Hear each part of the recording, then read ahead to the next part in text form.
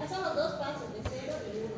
Es una cosa. De que 0 afectaba a más subida del medicamento, más moléculas, más células, factoría del medicamento, y 2 por 1 era que afectaba menos la cantidad de medicamentos una vez que se iba dispensando poco.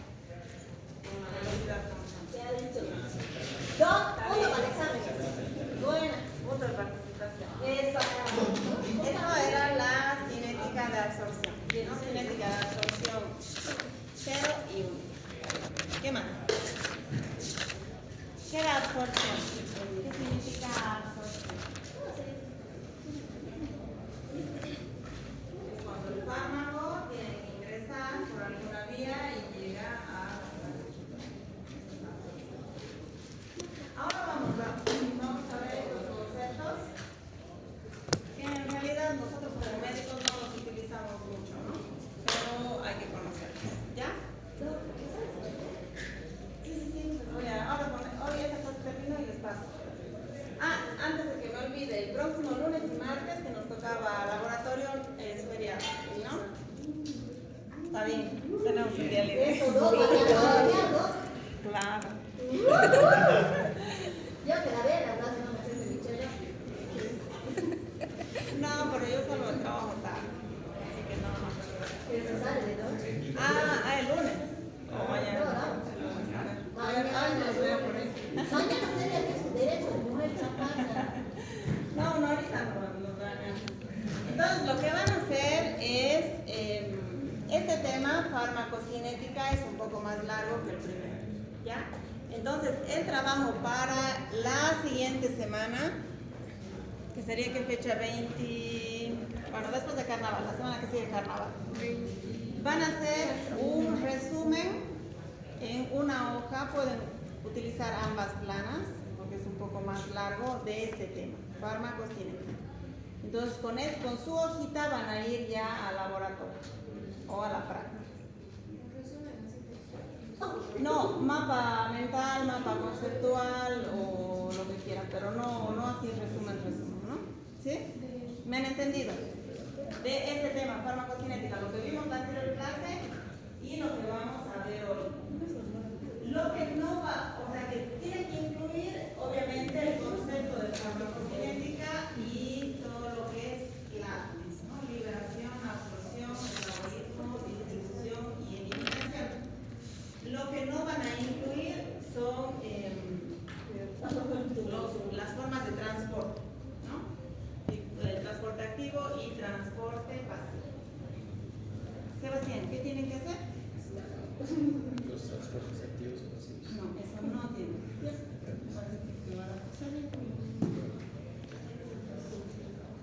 Entonces, ¿está claro? ¿Sí? Eso llevan listo para la parte de laboratorio. ¿Ya? Entonces, ahora vamos a ver ese concepto que es la concentración mínima eficaz. Es la concentración por encima de la cual yo puedo ver el efecto terapéutico.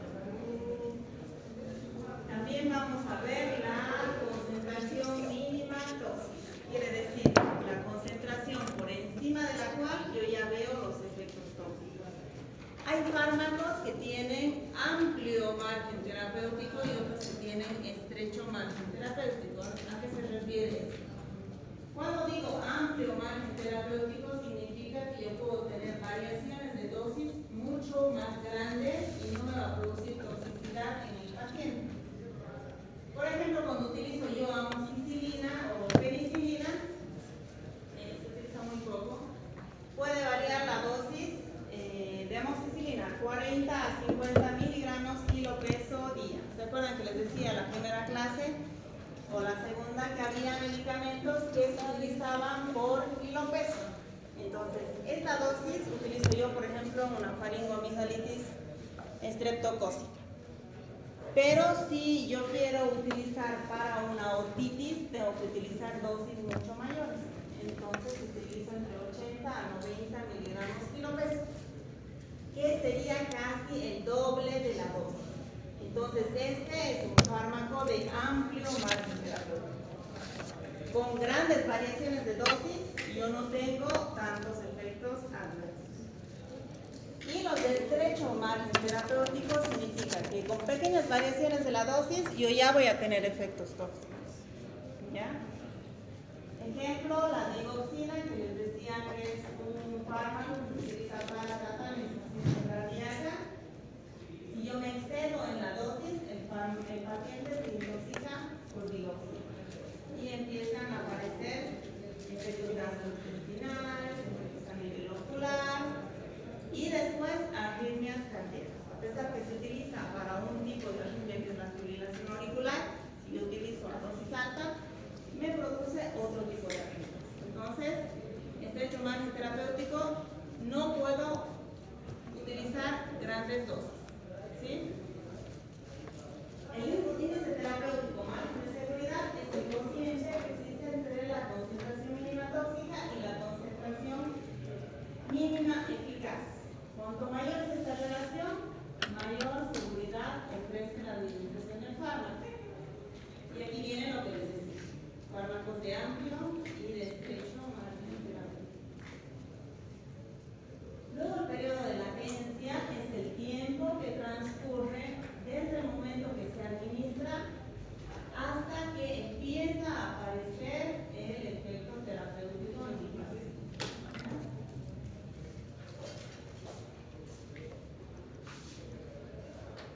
Otro concepto es intensidad del efecto. Este guarda relación con la concentración máxima que alcanza en el plasma. La concentración en el tejido varía según varios parámetros. Uno de estos, la unión a las proteínas plasmáticas. Cuando veamos distribución vamos a ver que hay proteínas, la gran mayoría de los fármacos se transportan por medio del albúmina y otro pequeño porcentaje por las globulinas. Entonces depende qué tanta unión a esta proteína haya. Depende también del flujo sanguíneo. A mayor flujo sanguíneo, mayor absorción, de la afinidad del fármaco por determinados tejidos. Y la duración de acción es el tiempo que transcurre entre el momento que se alcanza la concentración mínima eficaz y el momento en el que el nivel del fármaco va a disminuir por debajo de esta concentración. Y AUC es el área bajo la curva que les mencionaba en las anteriores clases, que esto me va a medir la cantidad de fármaco que llega a la circulación o que llega a la sangre, ¿no? La cantidad de fármaco que vamos a obtener, el efecto terapéutico o la acción. Bioequivalencia se refiere a cuando los fármacos son iguales en cuanto a potencia, a concentración, a forma de dosificación y vía de administración. Cuando utilizo un fármaco en forma genérica, ¿se acuerdan que era genérico, el nombre genérico y el nombre comercial?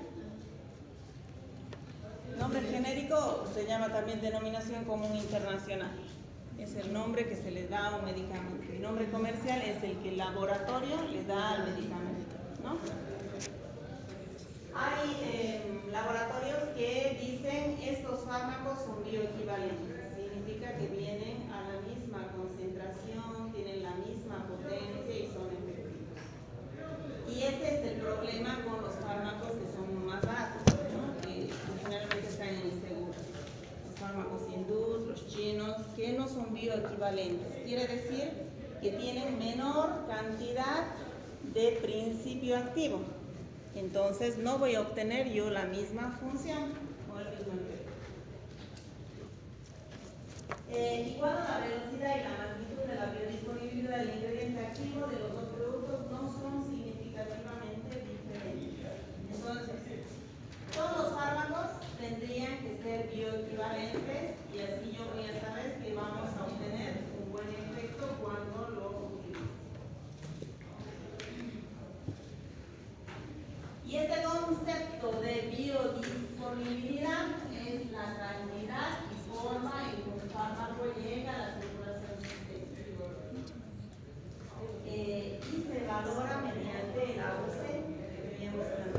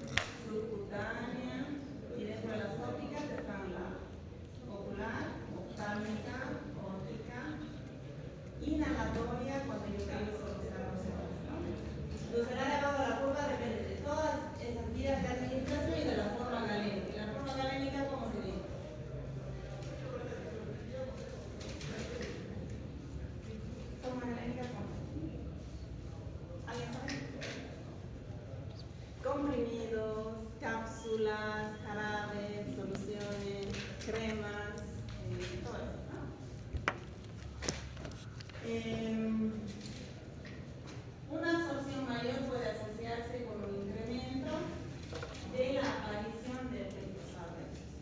Todos los fármacos tienen siempre efectos adversos. Entonces yo cuando voy a medicar un fármaco tengo que conocer los efectos adversos y explicar a un paciente qué es lo que le puede llegar a pasar. Todo esto es A, absorción. Ahora vamos a la D, distribución. La distribución estudia el transporte de los fármacos dentro del compartimento sanguíneo y su posterior penetración a los tejidos. Aquí vamos a ver que el fármaco puede circular libre o unido a las proteínas plasmáticas. ¿Y cuál creen que va a ser el que va a ejercer la acción? ¿El que circula libre o el que circula unido a proteínas? ¿Unido a proteínas? ¿Quién más dice unido a proteínas? ¿Quién dice libre? El fármaco que tiene acción es el que circula libre. La proteína le sirve como medio de transporte. ¿Ya? Entonces el fármaco activo es el fármaco libre. Y aquí está un resumen de todo lo que es la farmacocinética, ¿no?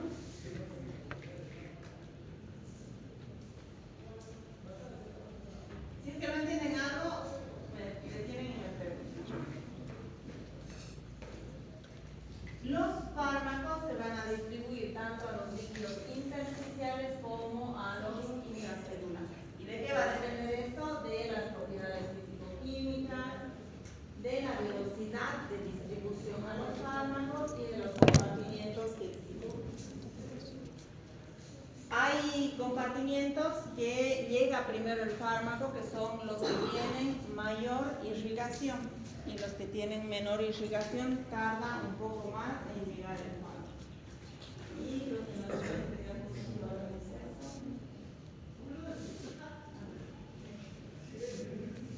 entonces, ¿cuáles son los órganos mejor perfundidos? Cerebro, hígado, riñón, corazón, ahí es donde llega primero el fármaco. Y después a los que tienen circulación más lenta, ¿no? Al tener mayor irrigación, llega mayor cantidad de sangre y el fármaco se encuentra en la sangre. Entonces, el transporte de los fármacos, el fármaco circula libre o disuelto en plasma y circula unido a las proteínas plasmáticas. Las proteínas sirven para el transporte y para el almacenamiento de este fármaco. Y les decía que la gran cantidad de fármacos circulan unidos a la albúmina, ¿no? Esta transporta sobre todo fármacos que son ácidos y los básicos se unen a las beta-globulinas y a las glucoproteínas ácidas. Cuando el fármaco se une a la proteína, esta unión es reversible, o sea, se puede separar de la vacuna también, ¿no? No es que está todo el tiempo. Y ahí luego lo van a ver, en esta tablita es la unión a las proteínas plasmáticas, que fármacos tienen mayor unión, una unión intermedia, alta o muy alta.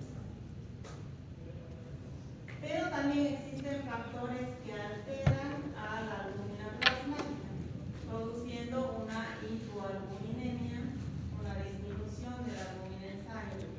Entonces, si hay menos albúmina en sangre, va a haber menos o más fármaco libre. Va a haber más fármaco libre, porque va a ser menor cantidad sobre la albúmina. Si está poquito, se une menos fármaco y queda más fármaco libre. Entonces, eso, al haber más fármaco, nos puede producir mayores efectos tóxicos, ¿no? ¿Y en qué casos hay hipoalbuminemia? Cuando en los pacientes hepatópatas, por ejemplo, ya sea los pacientes alpinistas que hacen cirrosis, tienen hipoalbuminemia, los pacientes desnutridos también pueden hacer hipoalbuminemia. Entonces, ellos hay que ver. Y ahí están las patologías que disminuyen la albúmina o que aumentan la albúmina. También influye el flujo sanguíneo, les decía, ¿no? Los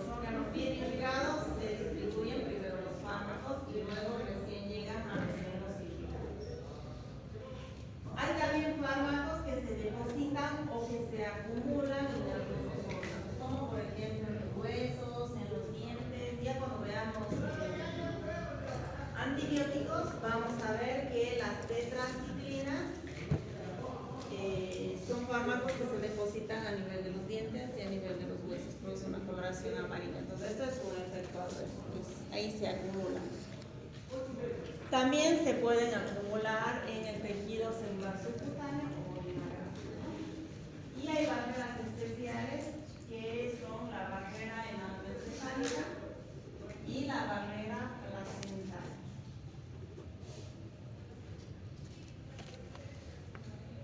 El acceso de los fármacos a los tejidos es variable, ¿no? Depende de cómo están ubicados los capilares, depende del flujo sanguíneo. A mayor flujo llegan primero los fármacos, menor flujo llegan después, y a la presencia de inflamación. Si hay inflamación, el fármaco llega mucho más rápido también.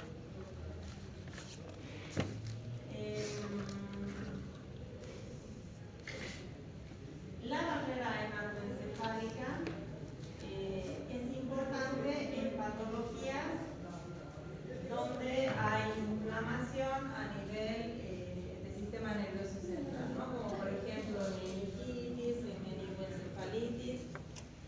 Cuando hay estas patologías, hay antibióticos que atraviesan mejor esta barrera hematoencefálica. Y los fármacos llegan al sistema nervioso central por la circulación capilar y por difusión al líquido cefalorraquídeo.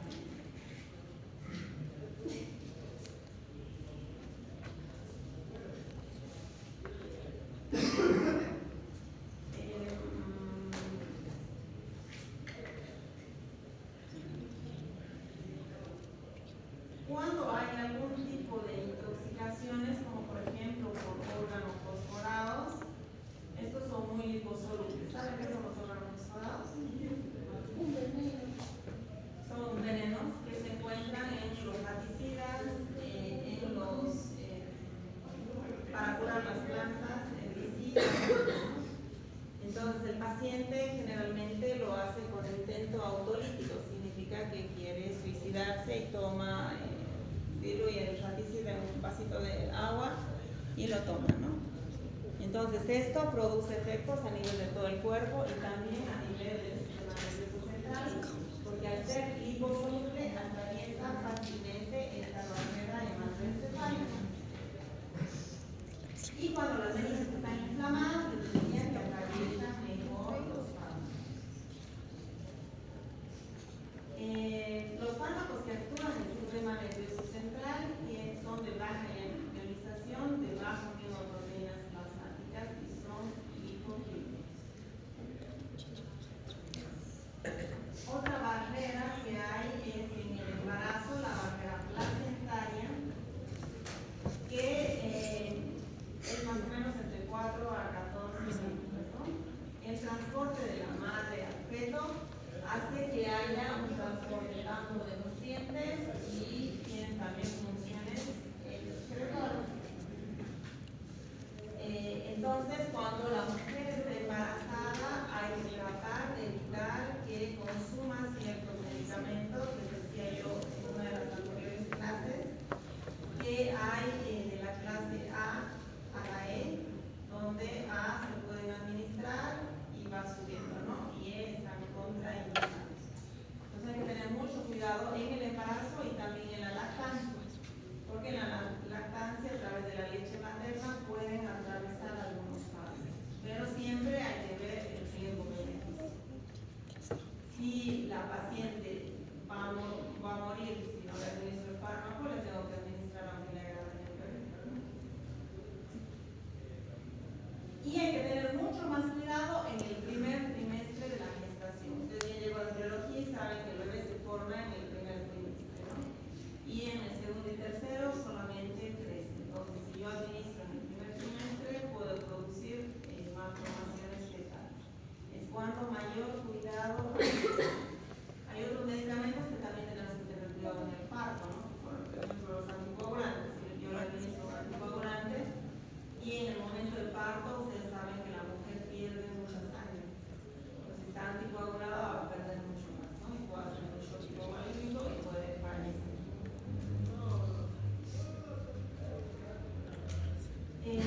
La permeabilidad de esta barrera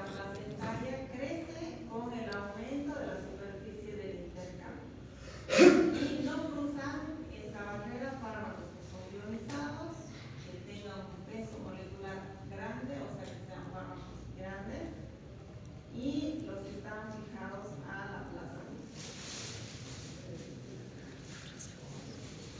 En cuanto a la cinética de distribución, un compartimento es un conjunto de estructuras a los que un fármaco accede y se distribuye de manera uniforme. En el cuerpo hay tres compartimentos: un compartimento central, un periférico superficial y un periférico profundo. El volumen aparente de distribución en una fórmula y que no es necesario que la aprendan, esto es más, suelen ver más los químicos, ¿no? Y ahora vamos a ir a la letra M de metabolismo. Este también recibe el nombre de biotransformación. Este proceso se lleva a cabo sobre todo a nivel hepático, pero hay otros órganos que también metabolizan los fármacos.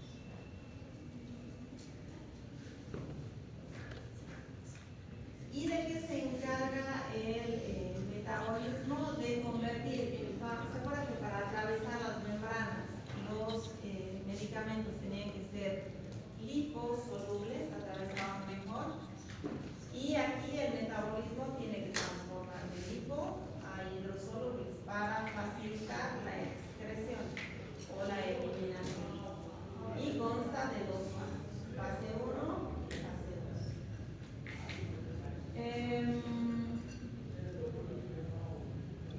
Ahí dice, ¿no? Produce metabolitos más hidrófilos para facilitar la eliminación. ¿Ya? Ese es el objetivo del metabolismo: transformar liposolubles en hidrosolubles para eliminarlos de manera rápida. Y consta de dos fases: fase 1 y fase 2. Fase 1 son tres tipos de reacciones: oxidación, reducción e hidrólisis. Y tipo 2 o fase 2, reacciones de conjugación. Que sepan hasta ahí suficiente, porque luego hay diferentes enzimas que participan tanto en la oxidación, en la reducción, en la oxidación y en la conjugación. Ese detalle no nos interesa a nosotros. Aparte del hígado, pueden metabolizarse en pulmones, en riñón, en intestino también. Y en el metabolismo, también igual que en la absorción, hay la cinética de primer orden y la cinética de orden cero. La de primer orden, a mayor cantidad de fármacos, se metaboliza mayor cantidad. Y la de orden cero tiene una unidad de tiempo, ¿no? Todo el tiempo es una misma velocidad de metabolismo. Lo mismo que es en la absorción, es igual en metabolismo y en excreción. En las tres hay cinética de orden cero y de primer orden. Puede haber metabolitos que son activos, los que ejercen acción, y pueden haber metabolitos inactivos o profármacos, que tienen que metabolizarse por alguna enzima para ser activos y para que ejerzan la acción. Que si son inactivos, luego se eliminan y no tienen ninguna acción en nuestro cuerpo. Esto ya les he dicho los tipos de reacciones y ahí el objetivo, ¿no? De convertir un fármaco o en un metabolito liposoluble en hidrosoluble, y de esta manera facilito la eliminación del fármaco. Y también hay los profármacos que se tienen que activar por determinadas enzimas y de esta manera ejercen la acción. Por ejemplo, el enalapril, que es un inhibidor de la enzima convertidora de angiotensina, es un medicamento antihipertensivo, se convierte en enalaprilato. Esta es la forma.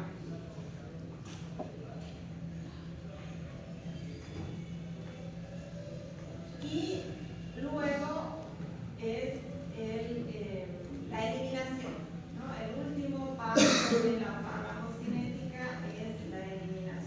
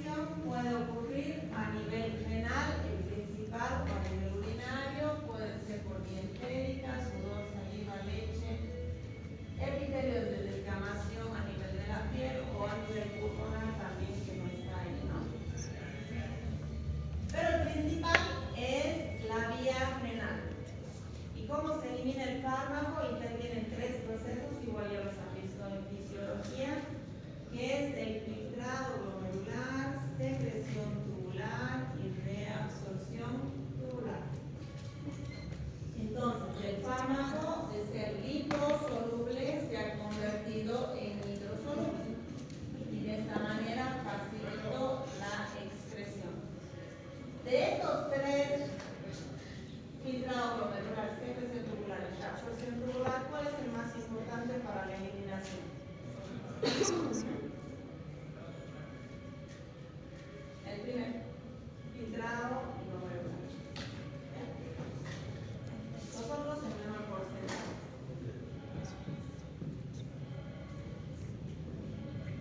Todos sabemos que hablaba, ¿no? Por eso hay que irnos a mimir. Para que puedas trabajar. Ya terminamos.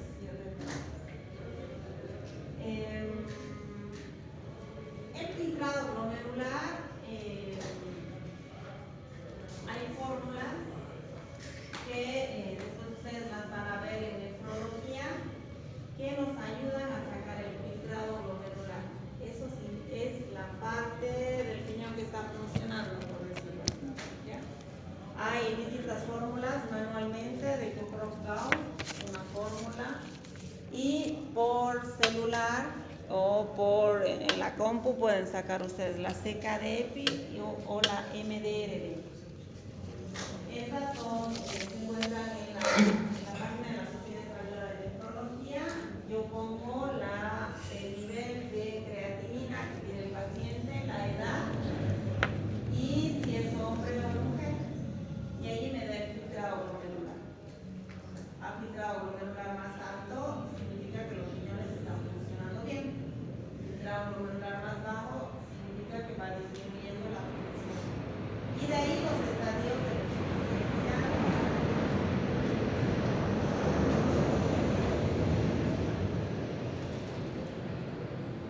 es un dibujito del glomérulo.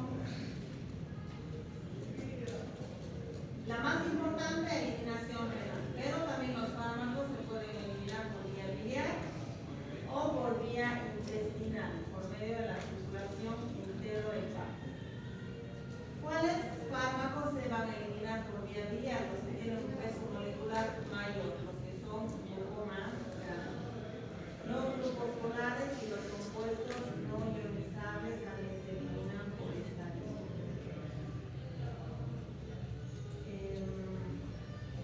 La excreción intestinal ocurre en menor porcentaje que la otra, ¿no? Que la de vía renal. Otras vías de excreción puede ser a nivel de la piel, por medio de la descamación de las células de la piel, o las glándulas mamarias, que es por eso que les decía que hay que tener cuidado cuando la madre da lactancia al bebé, ve que el fármaco se elimina por esta vía y no se puede administrar a la madre que da lactancia. Y por excreción salival, pero ocurre por difusión pasiva y es el menor porcentaje más bajo. Luego la eliminación pulmonar ocurre para los fármacos que se administran por vía inhalatoria que se utilizan para enfermedades pulmonares, ¿no? Como asma, EPOC o enfermedad pulmonar obstructiva crónica y también por eliminación por TP, que significa diálisis peritoneal, y por hemodiálisis. Cuando el riñón no funciona, se tiene que aplicar una terapia sustitutiva renal, que puede ser hemodiálisis, que es la que más se utiliza en nuestro medio, diálisis peritoneal o trasplante renal. Entonces, esa también es una forma de eliminación que la tienen los pacientes que tienen falla renal, ¿no? Al tener insuficiencia renal estadio 5, con el filtrado glomerular menor a 15 o menor a 10, el paciente tiene que ingresar a una terapia de sustitución renal. Entonces, ya sea el peritoneo, en el caso de la diálisis peritoneal, o la máquina de hemodiálisis es la que elimina los fármacos, los tóxicos que no se pueden eliminar de manera normal por el organismo. Y en cuanto a la cinética de eliminación, tiene que ver dos constantes, la depuración y la constante de eliminación, o KE. La depuración es la medición de la capacidad del organismo que tiene para eliminar un fármaco, y la semivida de eliminación es el tiempo que tarda la concentración plasmática de un fármaco al reducirse a la mitad. Mucho vamos a ver lo que es la vida media de algunos fármacos para ver cada cuánto tiempo se van a administrar estos fármacos. Y hay factores que influyen en esta vida media también, como la edad. Los recién nacidos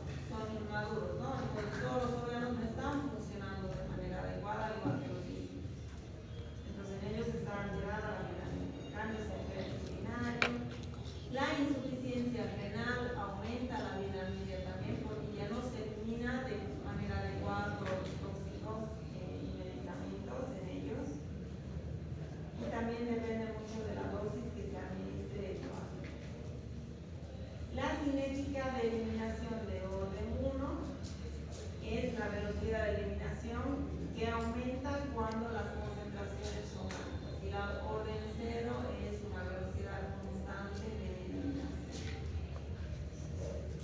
El orden cero. Y con esto terminamos.